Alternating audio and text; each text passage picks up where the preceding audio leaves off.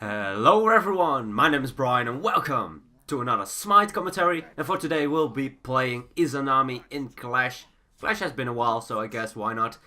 And this is going to be my mastery match, so after this match I'll have Izanami mastered. So that means I've had like, I don't know, 5, 6, 7 games, something like that with her. Final thoughts on her.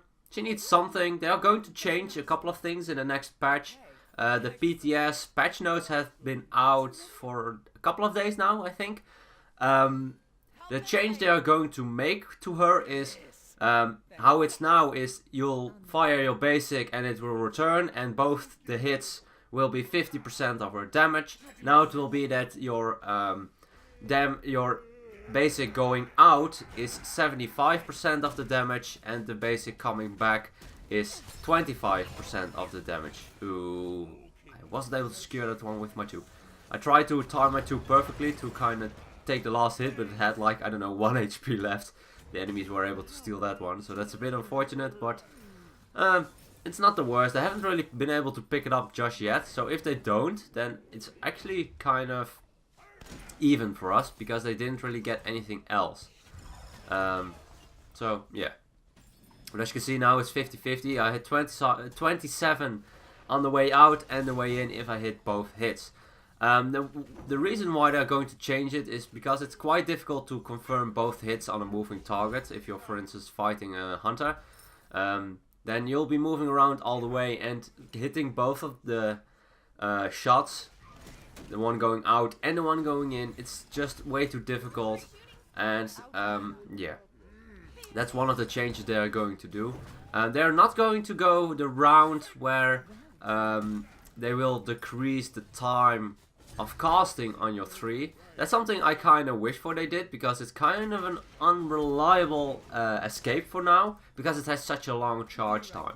But what they did change is the fact that if you, for instance, fought a hunter in the minion wave and you wanted to retreat immediately with your 3, you no longer will be hit by the minions, for instance the archer minions. Because beforehand it was like, if the archer minions were firing shots at you and you teleported as one of those arrows from the archer minions was still following you, it would actually hit you as you were stealth, and if you get hit or damaged while you're stealthed, it gets removed. So I guess that's a good change.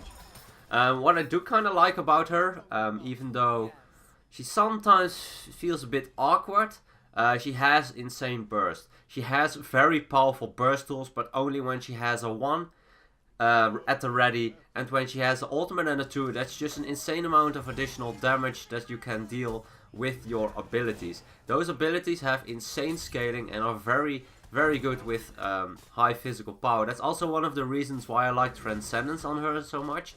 It will allow you to deal just a lot of damage with your attacks, your basics.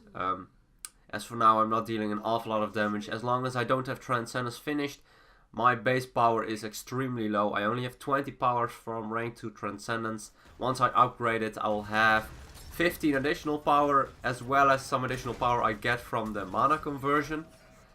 Ooh, can I get the kill before the Kuma dies? Nice, that ultimate secures the first blood already. Can I try to do something? Nice, Nox ultimate will secure at least the kill on the tier who was greedy enough or stayed long enough to go for that kill on the Kuma. And it looks like the Noir also died to my team. Fortunately enough, our Nox died as well. So a couple of deaths. We did get first blood. We were able to kind of get that first blood before the Kuma died. Which kind of makes sense, because Kuma would have, well, he was in his sleepy time, so they need to confirm a couple of basic attacks before they can even do anything. But, yeah. Now I'll be a lot stronger though. I went from 20 power to 67, so that's a lot of additional power. I got 20 from my boots, so that means I got an additional 27 from getting rank 2 Transcendence to full Transcendence. So that's not bad. It's like 12 power from the mana I get, but as I level up, as the game progresses, and as I get more stacks, that power will increase as well. And this will also allow me to use my abilities a lot more, which I always like on a hunter. Yeah. From all the games I've played, I probably noticed that she is very bad at dealing with a high CC comp. So if you have a comp on the enemy side that is pretty good at confirming those CCs from a distance quite easily, quite quickly, then you will have an issue. Because, for instance, a Nox can just wow, that's a lot of damage on that Nox. But if a Nox uses her silence, they can deny your 3. If she uses her 1 on time, she can deny your 3. So there are a lot of abilities that can deny it, every single stun as well, but there are just a couple that are easier to confirm and makes it very annoying for her to escape. It's something a bit like Fenrir, only not as much. Fenrir has more, well, not more, has less troubles with that. Because if you look at it, Fenrir also has those times where you try to jump and you will jump in place because you didn't get to jump off because of the fact that you got CC'd, which looks very awkward by the way. But I feel like with Izanami that's a little bit easier because the charge up is just a slight bit longer than the Fenrir one. Although with Fenrir you'll be with the charge up already in the air, and as Izanami's escape is charging up you'll be in place. So that kind of visually it makes more sense with Izanami. Oof. Poor Fafnir. His ultimate wore off in the middle of 4 of us. He died. Makes sense. Doesn't have anything left for him to do. I'm going for an all-out crit build. I'm not going for an Ichival or anything like that. I wanted to try out going for a high power build, so with the Transcendence, with the power boots, and I went for an Executioner to provide me the penetration I need against more tanky targets like Tyr and Fafnir. And with that I will go for a couple of crit items. Wind Demon, I will go for a Poison Star, as well as maybe a Malice, maybe a Deathbringer, I'm not too sure yet. I think Malice is probably the best for her, because the effect for Malice is actually determined by the amount of power you have. And the effect from Deathbringer is the amount of damage you do with the crits, which is increased by 40%. So getting Malice on Izanami is a lot better, because that bleed will stay the same. It won't change in any way, just because of the fact that you have that base power. Which is also quite a lot of power, because I went Transcendence. Also with the Wind Demon and the Poison Star, I will not only increase my own attack speed, which allows me to really not get an additional attack speed item, like for instance Asi, Ichival. I'm not really forced into it, because I have of course the attack speed increase on my 1, as well as the fact that I have the Wind Demon proc once I get a crit. Which is not difficult, it's not difficult to get 1 proc. Let's see. We do need to be a little bit careful. Fafnir could dive, so I'm not really want to defend this tower. If we lose it, we lose it. There's not an awful lot I can do about it. If I die with it, it's not really worth it, to be honest. There's no reason to die with the sinking ship. You're not the captain of that ship. You just need to make sure that you, well, survive. Get some advantage in another way. Unless, of course, they are going for the Titan. Then you need to die with your ship. Then you definitely need to die with your ship. You need to try and protect the Titan as much as you can. Otherwise, you lose the game. It's as simple as that. Yamanua, you used everything. Now I can kill you. Probably. If I can actually confirm enough basics. Yeah, I can. Bit too greedy of the Nua. She did get her combo off with her Shining Metal minion detonation. But she used her fog, and then she used, well, with that she used every single of her abilities. I guess she didn't have her ultimate up, otherwise she probably would have used it. But with that she used all of her abilities. And those are kind of situations where you need to realize, wait a minute. It's one-on-one, it's a Nua, she used her 3 abilities, her core 3 abilities that deal damage. What is she going to do now? She's going to do nothing. And I can just continuously basic attack, kill her, and make sure that I kind of punish her for her aggression. Which is always something you want to try and look for. If someone is going very aggressive, using all of their abilities, then they won't have any abilities left. And as you can see, the Nua, the only thing she has left is her Shining Metal at the moment. So, those are situations, especially for hunters, which are very important. If you don't have any abilities on the opponent's side to worry about, then why would you? Why would you be worried? The only thing you need to make sure that doesn't happen is that you will not... Let's see, is it enough? Oh, it's not enough damage. That sucks. Still a lot of damage though. I'm level 12. So that means I only have a rank 2 ultimate. And I only have 3 items. And already deals 400 damage. That's a lot of damage on that ultimate. Yeah, I do like that ultimate, to be honest. It does a lot of damage. It has a lot of potential, as well as her 2. And with the 2 you can confirm the ultimate a little bit easier. But also, if you're invisible, it's also not too difficult to confirm your ultimate. So, I do like the way her kit works. The only thing that is really awkward at times is her basic. Her basic is just, if she does not have her 1 activated, you can't really box anyone. And you did not see me use my purification beads. That's not something that happened. Definitely not. So, but as you can see, the clear is definitely very good at the moment. I have a lot of damage now on my regular basics, so that allows me to clear the minion wave insanely quick. I think that she is the god that can clear the wave quickest from all the hunters, because all the other hunters kind of rely on their abilities, except for maybe Rom, but Rom needs to use astral arrows. And if you, for instance, deal with a lot of fire minions, then I think that Izanami is actually the best wave pusher. As for hunters, of course. There are a lot of better mages, like for instance Kukulkan. You can't beat a Kukulkan when it comes to wave clear. Can I surprise him? Surprise attack! Boo! Got him. He used his ultimate as well. That was so much damage. That's a neat thing, because I kind of used my 3 to get into the jungle, pretending that I'm going to gank on the left side. And with that, I kind of looped around, went for the Zeus. I slowed him with my 2, hit my ultimate, and as you saw, that was insane damage. 1 basic was enough. Doombots realized that a little bit too late and died almost, not died, used his ultimate almost immediately, which did absolutely nothing. But I guess it's fine. I find it kind of funny. It's just a lot of damage. And I'm quite fat, as you can see, I'm 5-0 in 5. So if you're not really that far ahead, then it will be a lot more difficult to kind of one-shot someone. I mean, the Zeus is level 9. Killing a level 9 Zeus as a level 14 Izanami, it's not that difficult. It's not that difficult. Yeah, at least if you can confirm your combo.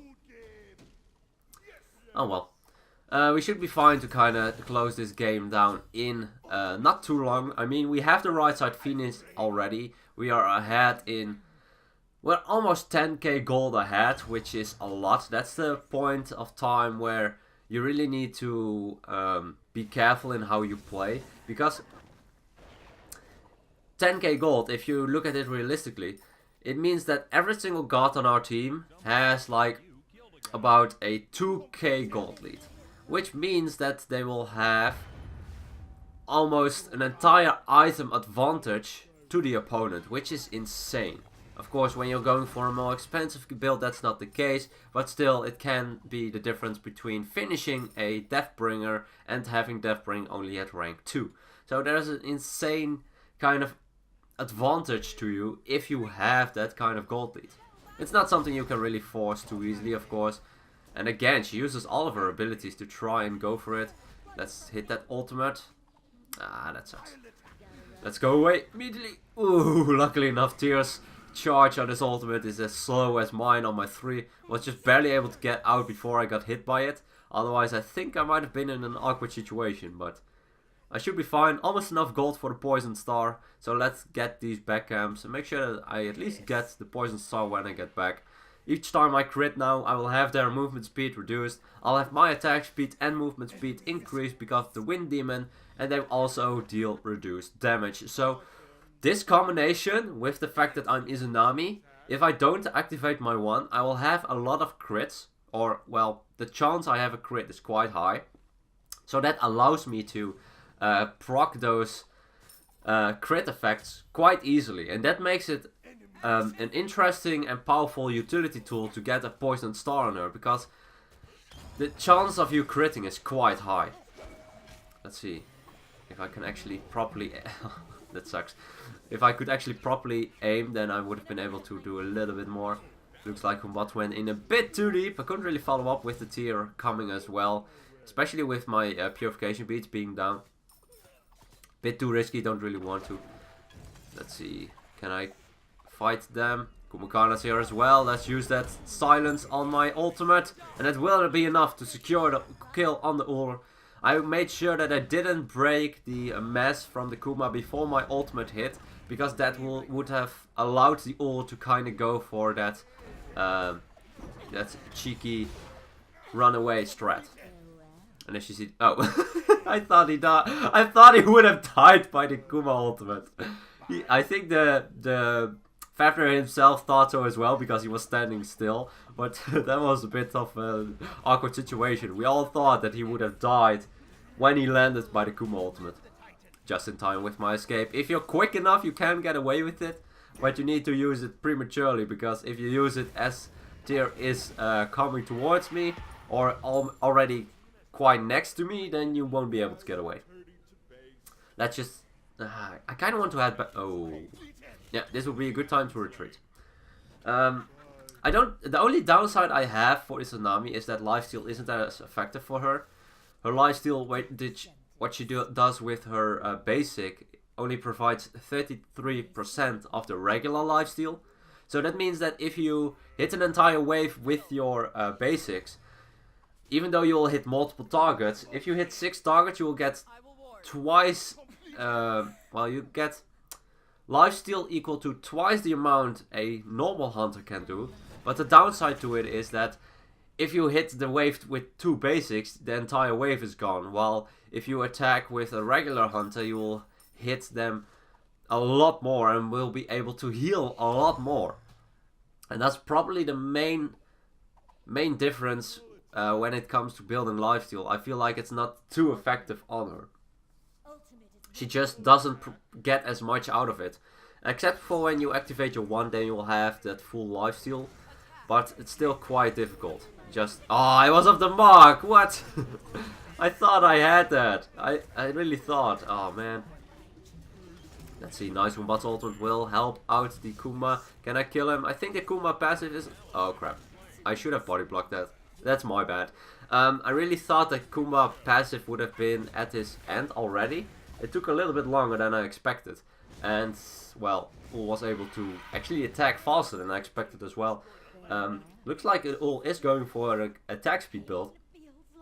Which I actually never do. Because I like Ul as a kind of ability based guard, I guess. But, yeah, I don't know.